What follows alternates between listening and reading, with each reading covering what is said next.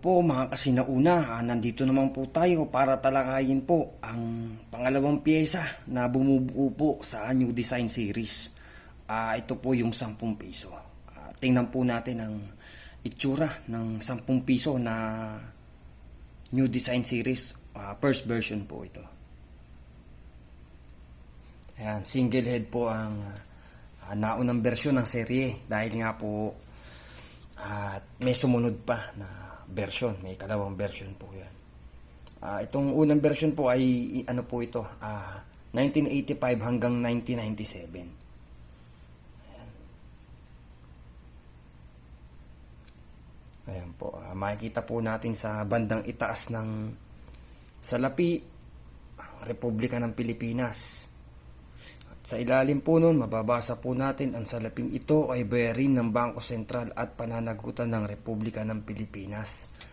Sa bandang kaliwa naman po, sa dulo, sa itaas po at sa ibaba, makikita po natin ang logo na 10 piso. Ganun din po sa kanan, sa bandang itaas.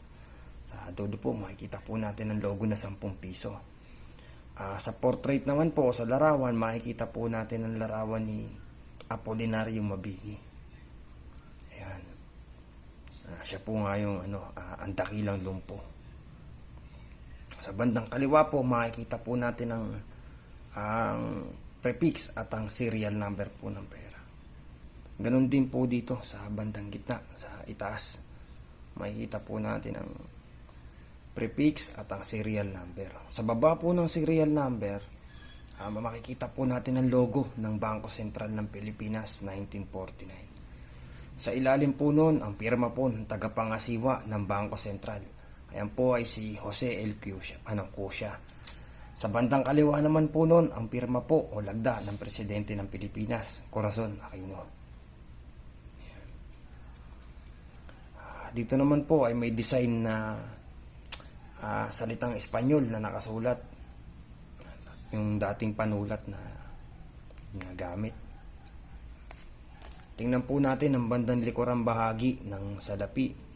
Sa bandang kaliwa po ay makikita natin ang logo na 10 piso.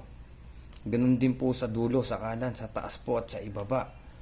Mapapansin po natin yung logo na 10 piso, mga kasinauna.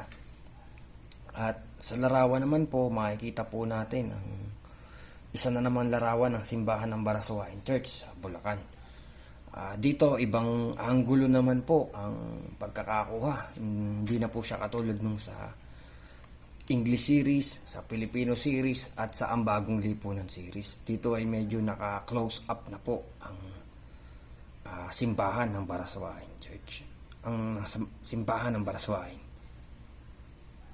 Ayan, at may makikita na rin pong mga tao na naglalakad na may ibang ginagawa. Mayroong tao dun sa bintana. Ayan. Mayroong papasok ng simbahan.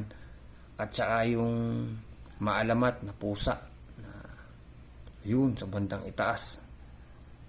Yan yung mga pinapahanap noon ng mga kabataan namin, ng mga batang 90s. Isa po yan sa pinapahanap dyan. Ayan, yung natutulog po na pusa, nakakuhanan pa ng litrato.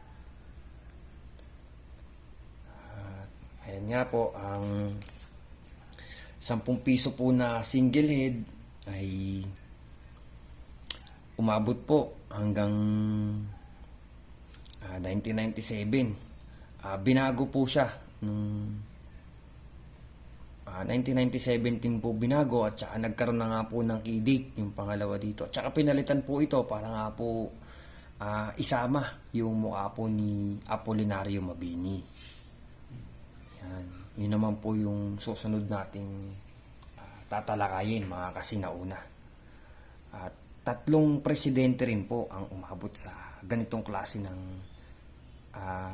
salapi o banknotes. Isa na nga po dyan si Ferdinand Marcos Sr. at si Corazon Aquino at si Fidel V. Ramos. Bago po nagkaroon ng key date yung iba ay inabot pa po niya yung mga walang key date po o date ng paggawa dito sa may ilalim ng 10 piso sa pinakadulo sa bandang kaliwa. At Wala pong inilabas ang Bangko Sentral kung gaano po kadami ang inimprenta na ganitong klase ng 10 piso na single head. Yun lamang po, isang magandang araw po ulit at maraming salamat po ulit mga kasinauna sa patuloy niyo pong panonood at pagsuporta ng aking mga ginagawang video. Maraming salamat po ulit.